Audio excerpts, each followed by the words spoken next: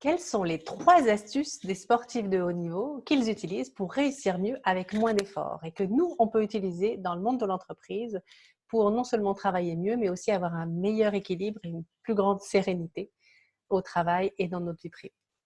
Bonjour, je suis Émilie Engeli. Je dirige la société Energy You et j'accompagne les cadres, managers et leurs équipes à réussir mieux avec moins d'efforts. C'est-à-dire, ça passe par la prévention burn-out, mais aussi on travaille sur la haute performance et sur la gestion de notre énergie. L'idée, c'est d'arriver ensemble à installer des modes de travail qui soient plus efficaces et plus sains pour pouvoir réussir plus durablement. C'est ce qu'on appelle la gestion de la réussite durable. Bienvenue dans cette vidéo. Ce qu'on va voir aujourd'hui, ce sont ces 3 astuces et je vais vous laisser découvrir comment vous aussi, ça peut vous inspirer pour commencer à changer vos modes de travail et à commencer à travailler sur le mindset qui va vous permettre de changer ça. On va regarder 2 champions. 2 champions qui ont atteint tous les 2 le haut niveau, mais d'une façon très différente. Rafael Nadal et Roger Federer, 2 grands champions du tennis de l'histoire. Donc, Raphaël, il a beaucoup plus un style physique, hein, c'est beaucoup plus un fighter, donc je ne lâche rien. Il est d'ailleurs beaucoup plus musclé que Federer, il fait beaucoup plus de matchs. Il travaille bien sûr aussi sur son mental, mais il est beaucoup plus dans la force quand il travaille, d'accord ? Il pousse aussi sur son corps. Ce qui lui a valu d'ailleurs de nombreuses blessures, hein, de nombreuses opérations. Et puis alors Federer, il a un tout autre niveau de jeu. C'est quelqu'un qui gère son énergie très différemment et également sa réussite. C'est aussi le joueur qui dort, je crois, le plus d'heures par jour, 10 heures par jour environ. Et puis, il fait 45 matchs environ par an, alors que ses collègues en font une centaine. Et pourtant, c'est un des grands champions qui a été numéro 1 mondial de 2015 à 2017 et qui a le record de longévité dans sa carrière, puisqu'il a aujourd'hui plus de 12 ans de tennis à très très haut niveau.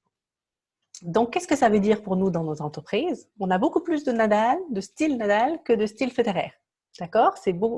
La tendance générale, elle est beaucoup plus à utiliser la force. Donc, je force plus, je travaille plus, je fais encore plus d'heures supplémentaires parce que l'idée, c'est que je pense que plus je vais travailler dur, plus je vais avoir des résultats.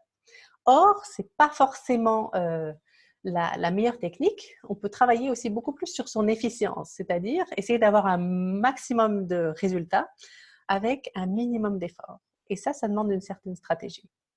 D'autant plus quand on travaille beaucoup plus comme ça sur ce mode-là, on travaille sur un niveau de tension très élevé et on ne peut pas le faire très longtemps. Hein, d'accord ?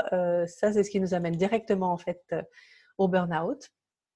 Donc, notre corps est fait pour gérer un niveau de stress, mais pas pour si longtemps. Et ce stress-là, en plus, il est contagieux pour nous et nos collègues. Donc ça, c'est ce qu'on essaye d'éviter. Et au contraire, on va aller regarder les 3 astuces qu'utilise plutôt le modèle de Federer et que nous aussi, on peut mettre en place dans nos entreprises. La première astuce, c'est « j'entretiens ma force mentale ».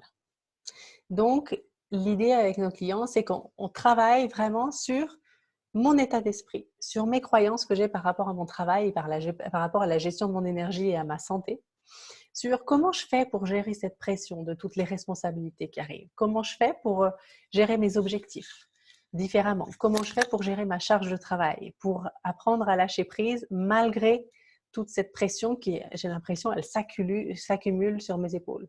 Comment je fais pour arrêter de courir après le temps, pour avoir cette impression que je suis toujours en train de courir, toujours très, très occupée à plein de choses et pourtant, je ne suis pas complètement satisfaite de mon résultat.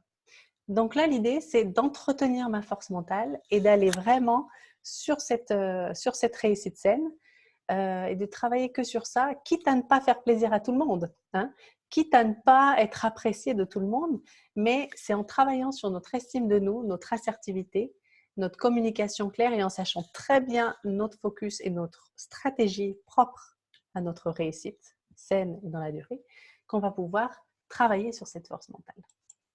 La deuxième clé, la deuxième astuce qu'utilisent les sportifs de haut niveau, c'est « je vis maintenant ». C'est-à-dire, j'attends pas que mon patron ou le système m'aide pour installer cette réussite durable dans mon travail et dans ma vie. Je vis le jour, j'ai cette exigence, je suis un gourmand de la vie, d'accord? Et j'attends pas ma retraite pour faire tous les projets que je veux réaliser.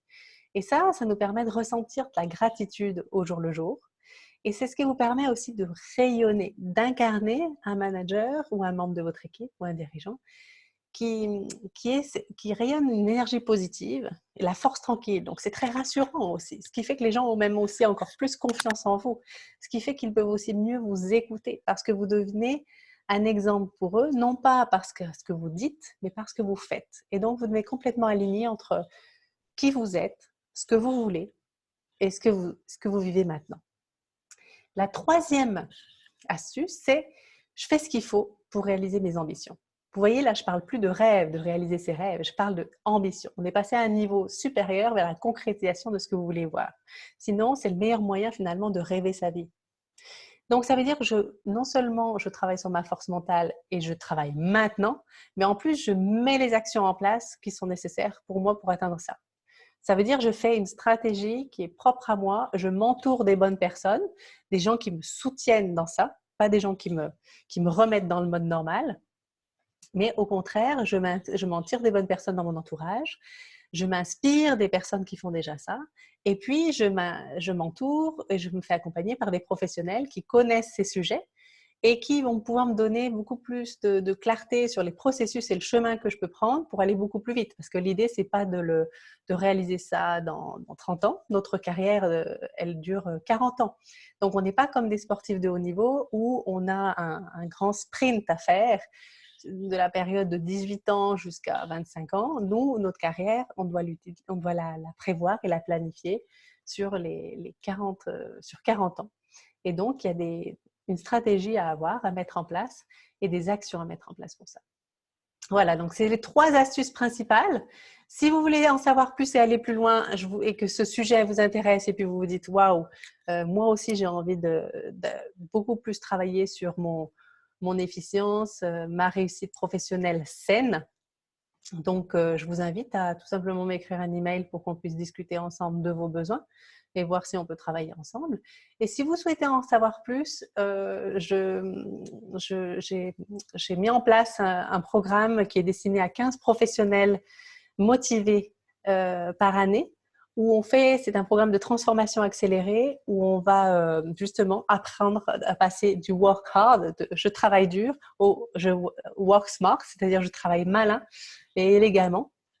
Et on essaie de faire cette transformation la plus rapide possible pour que vous puissiez la mettre en place très vite dans votre vie professionnelle et votre vie privée.